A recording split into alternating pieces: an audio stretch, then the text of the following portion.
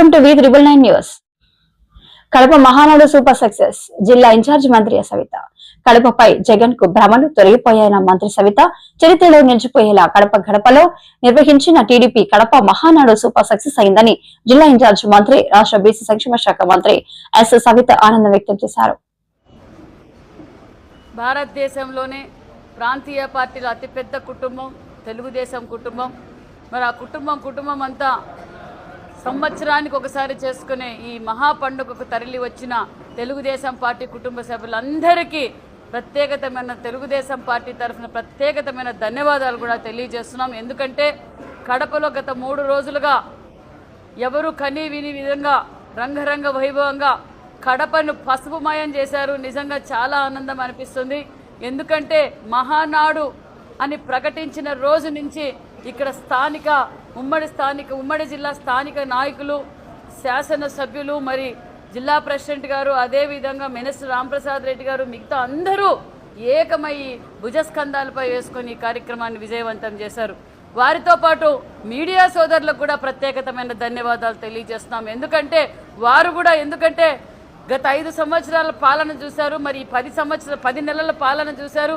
మరి ఈ ప్రోగ్రామ్ని విజయవంతం చేయాలని మీరు కూడా 10 రోజుల నుంచి సహకరించినందుకు మీ అందరికి కూడా ప్రత్యేకతమైన ధన్యవాదాలు కూడా తెలియజేస్తున్నాం.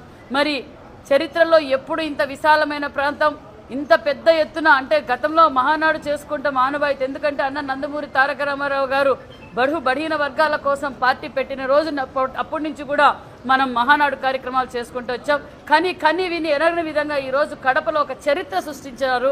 నిజంగా చాలా హ్యాపీగా ఉంది. అంతేకాకుండా నేను ఇన్ఛార్జ్ మంత్రిగా ఉన్న కడపలో ఈరోజు మాకు ఈ అవకాశం కల్పించిన, ఎందుకంటే అందరూ అడిగాం, రాయలసీమ శాసనసభ్యులు, ఎంపీలు అందరూ మరి జాతీయ అధ్యక్షుడు నారా చంద్రబాబు నాయుడు గారిని మేము ఈసారి రాయలసీమలో అవకాశం ఇవ్వని చెప్పి పోలిట్ బ్యూరో సభ్యులు వాసు గారు, మిగతా వారు అందరూ అడిగితేనే ఒక పక్క ముఖ్యమంత్రి గారు, మరి మన యువగల మన్నేత లోకేష్ బాబు గారు, రాష్ట్ర అధ్యక్షులు కూడా మనకు అవకాశం ఇచ్చారు. అవకాశం ఇచ్చినందుకు, మేము నిరూపించుకున్నందుకు అందరూ సహకరించారు. ఒక పక్క స్టేట్ కమిటీ కూడా కొంతమంది ఒక్కొక్కరు 13 కమిటీలు వేసి ఆ 13 కమిటీలు వారు కూడా ఒక పక్క ఒకరు బీదా రవిచంద్ర గారు కావచ్చు, మరి ఎమ్మెల్సీ రాంగోపాల్ రెడ్డి గారు, మరి సత్య గారు, అదేవిధంగా మరి బీసీ జనార్దన్ రెడ్డి గారు, అదే మరి ఇంకా కొంతమంది ఇంపార్టెంట్ రాజు గారు అయితే వర్షం పడింది ఫస్ట్ డే. ఆ వర్షం పడినప్పుడు కూడా వారు అందరూ అక్కడే ఉండి డే అండ్ నైట్ అక్కడే ఉండి మరి రాజు గారు, మరి ఇప్పుడు చైర్మన్ పార్కింగ్ కావచ్చు, అందరూ ఎవరికి ఏ డిపార్ట్మెంట్ ఏమకి ఇచ్చామో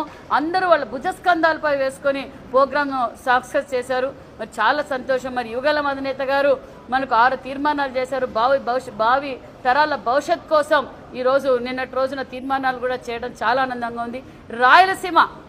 రాయలసీమ నాది, నా గడ్డ, నా పులిబిడ్డ అని చెప్పుకున్న వాళ్ళు చాలామంది చూశారు.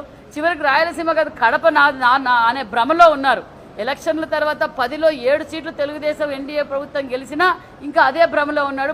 నిన్నటి రోజు నుంచి ఆయనకి భ్రమ చిమితించి ఏం మాట్లాడుతున్నారో కూడా జగన్మోహన్ రెడ్డికి అర్థం కాలేదు. మరి ఈరోజు రాయలసీమను అభివృద్ధి చేసింది తెలుగుదేశం ప్రభుత్వం, ముఖ్యమంత్రి చంద్రబాబు నాయుడు గారు ఎప్పుడైతే ముఖ్యమంత్రిగా ఉన్నారో అప్పుడే అభివృద్ధి జరిగిందనే విషయం మన అందరికీ తెలుసు. ఎందుకంటే ఈరోజు తాగునీరు కావచ్చు, సాగునీరు కావచ్చు, పరిశ్రమలు కావచ్చు, ఏది జరిగినా, ఇంజనీరింగ్ కాలేజీలు కావచ్చు, విద్యా వ్యవస్థలు కావచ్చు, అన్నీ జరిగినాయి అంటే అది తెలుగుదేశం ప్రభుత్వంలో ముఖ్యమంత్రి చంద్రబాబు నాయుడు గారు ఉన్నప్పుడే జరిగాయన్న విషయం కూడా తెలుస్తూ, మరి నిన్నటి రోజు కూడా రాయలసీమకు పెద్దపీట వేయబోతున్నాం.